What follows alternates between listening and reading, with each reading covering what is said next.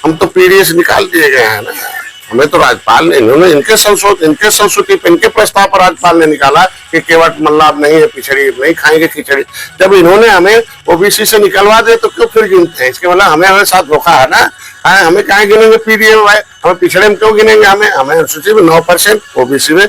ईमानदारी से समाजवादी पार्टी को चाहिए कि अगर ईमानदारी से कहती है कि हम सबका हिस्सा दिलाना चाहते, तो जब आपने हमें ओबीसी से निकलवा दिया तो 27% ओबीसी के कोटे में से 9% मेरा कटवा के 80 में जोड़वा दीजिए। तो इधर लेदरमैन वाशरमैन विरोध नहीं करेगा, उधर आपका हिस्सा बनता नहीं है, क्योंकि संविधान में संशोधन हो गया। और पीडीए का मतलब होता है पीड़ित, दुखी और अपमानित। ये विकास सुन सकते हैं क्या?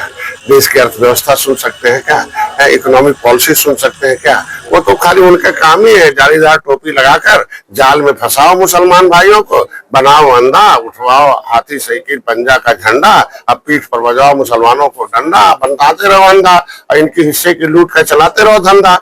मुसलमान भाई तो ही है ना, इसीलिए सच्चर कमेटी की रिपोर्ट कहती है ना, इसके जवाब तो मौलाना को देना चाहिए कि मुसलमान कैसे गरीब हो गए। एक थोक भाव में कांग्रेस वोट दे रहे हैं, थोक भाव में सपा बसपा वोट दे रहे हैं। देश में गरीबी घटी है। हम नहीं कहते, इंटरनेशनल जो सर्वे रिपोर्ट है 70 पंचवर्षीय योजना, दूसरी पंचवर्षीय, तीसरी पंचवर्षीय, हमेशा गरीबी बढ़ रहा था 70 साल से। पहली बार है जो नेशनल रिपोर्ट के अंदर गरीबी घटी है। इसमें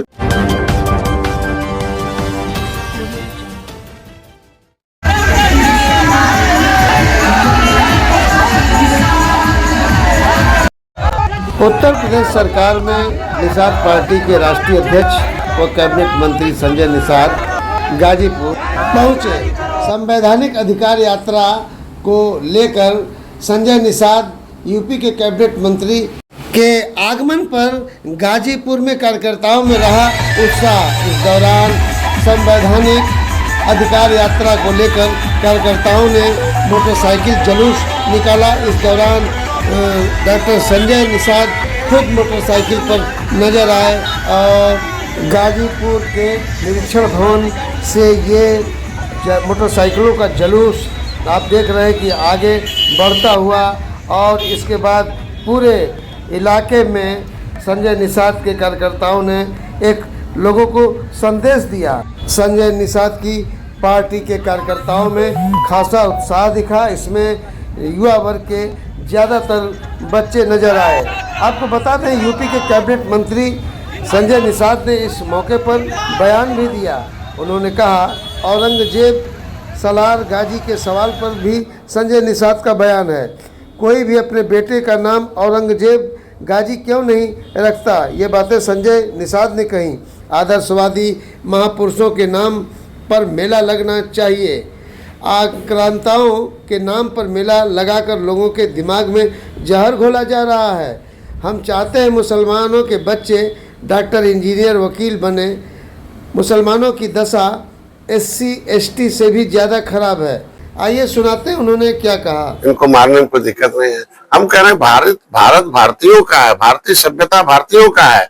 1947 में धर्म के आधार पर इस दिल के टुकड़े को, भारत की माँ के टुकड़े को अलग कर दिया गया है। वही जाओ जो धर्म को मानने वाले धर्म के आधार पर पाकिस्तान चले गए, बांग्लादेश चले गए, और जो भारतीय संस्कृति को मानने वाले थे वो लोग भारत में रहे। अब जो भारतीय संस्कृति को नहीं मानेगा तो इसका मतलब वो क्या है? यहाँ खाएगा, यहाँ का गाएगा पाकिस्तान का, ऐसा तो नहीं चलेगा। हम तो यही चाहते हैं कि आज के दिन में अगर जिनको लगता है कि भारतीय संस्कृति पसंद नहीं है, तो मैं हमेशा बार बार कहता हूँ कि वो देश से छोड़कर चले जाए। अगर पासपोर्ट नहीं बनता तो मैं मोदी योगी इसका एक बनवा दूंगा और चले जाए जहाँ पसंद है। हिंसा कराने वाले तो औरंगजेब को कब्र से जो निकाल दिए।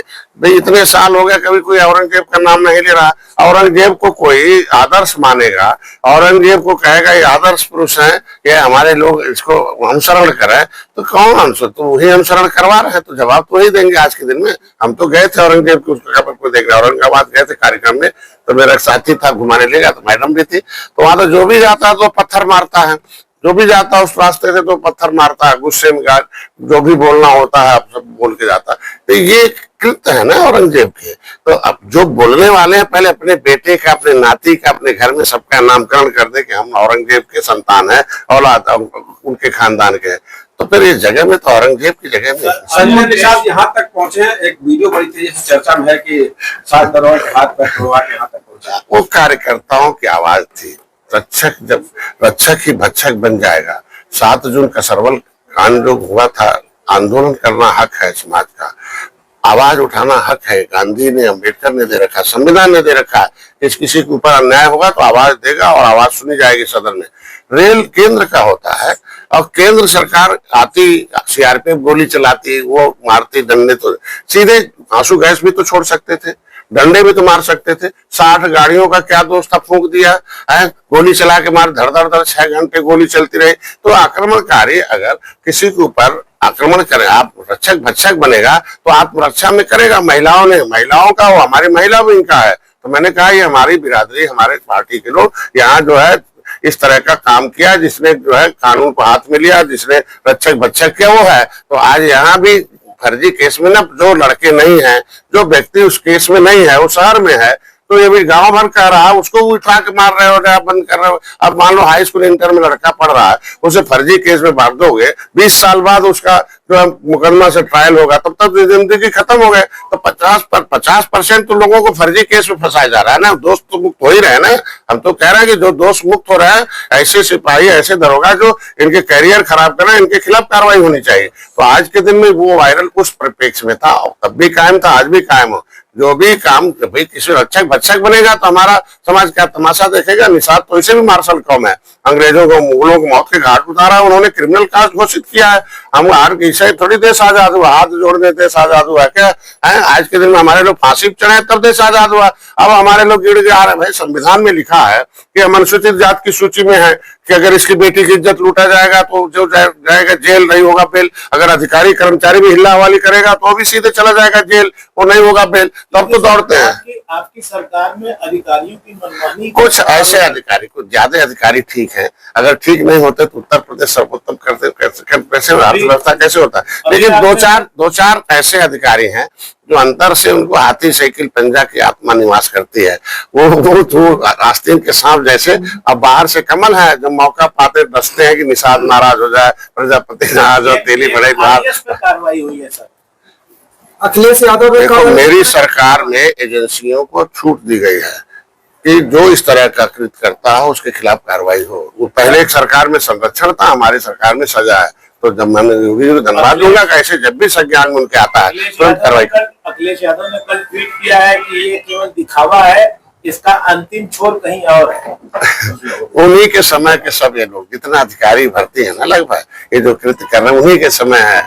और कैसे भर्तियां होती थी सब आपको पता है, किस तरीके से शिक्षा चल रहा था सबको पता है। तो अब तो हम कड़े कानून लगा दिए ना, इसमें जो भी शिक्षा माफिया होगा, नकल माफिया होगा, ये सब उन्हीं के लोगों के समय की भर्तियां हैं। उस समय जो है इन लोगों के समय कितने दंगे फसाद होते थे।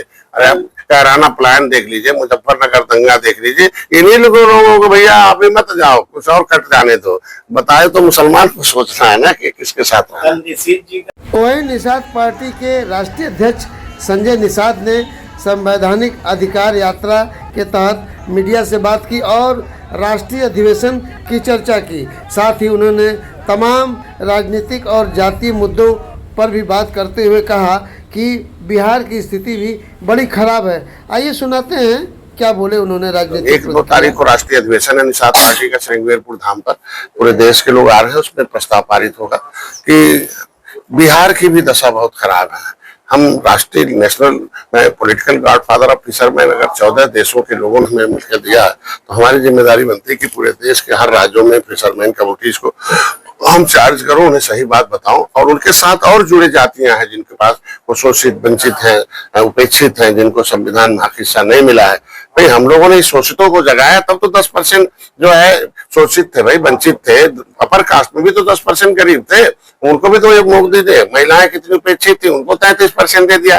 तो जब ये जागेंगे, निषाद मछुआरे जो भी केवट मल्ला सिंह है, प्रजापति धीवर है, एक बार बाथम है, राजभर है, ये सारी जातियां जो संविधान में अधिसूचित हैं, इनको ओबीसी में डाल दिया जो धोखे से, इनका हिस्सा लूटने के लिए, इन्हें बर्बाद करने के लिए।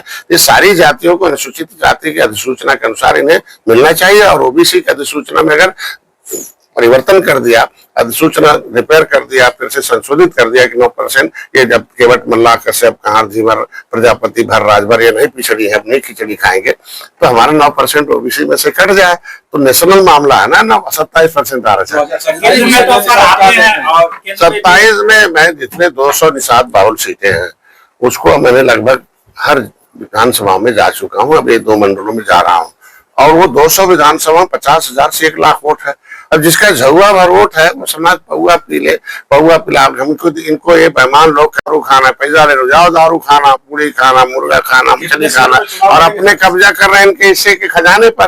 तो इनको बताता हूँ चमार भाइयों से सीखो कि उनके दिमाग में पहले क्या था, हम साफ करेंगे पाखाना, उनके खोपड़ी में झोपड़ी था, और दिखा दिया कांसी राम ने, अरे यार 23% तुम्हारा रिजर्व है खजाना, चलो उधर पढ़ो लिखो और आगे बढ़ो।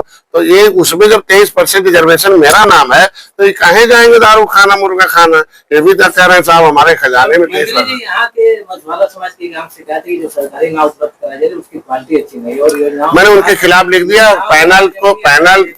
पैनल के खिलाफ मैंने उसको बैन लगा दिया और उनके खिलाफ कार्रवाई के लिए जांच का प्रमुख सचिव का आदेश कर दिया। और अब नए तरीके से मैंने कह दिया कि FRBM की नाव चले, जिससे कि मानक के हिसाब से स्टैंडर्ड मेंटेन हो जाए, क्योंकि वो शासनादेश पहले था तो उसमें था कि भाई नाव कहीं खरीद लेंगे, तो उसमें था कि तो उस तरीके का फिर हमने चेंज करा दिया, और ऐसे जितने डिफॉल्टर उनके खिलाफ कार्रवाई के लिए कितने सीटों पर चुनाव लड़ेंगे और गठबंधन? पहले तो हम तो बिना जीत के ही आज MLC मंत्री है, तो जीत जरूरी है। क्या मैंने जीत दिया मोदी जी को, हमने 15 सीटें ली, उसमें 11 हारी हुई ली, 9 उसमें से जीता, तो हम जीत देते उसके बदले इनाम मिलता। तो अभी हमें 200 सीटों पर बीजेपी को जीत दूंगा पूरे प्रदेश में, तो सीट तो निश्चित रूप से देगी, जो हारी हुई हमें दे दे, जो निषाद बाहुल है हम उसको जीत बदलते हैं, फिर से सरकार बनेगी, बदले में इनको कुछ नहीं चाहिए, वही जो इनका संविधान में मिला हुआ हक है वो दे देंगे, और मोदी देंगे, और कोई देने वाला नहीं, सब लूटने वाले, इनके खिलाफ मुकदमा लिखा रखा हूँ। टीम न्यूज़ टुडे 24 बने रहे इसी ताज़ा तरीन खबरों के लिए। नमस्कार।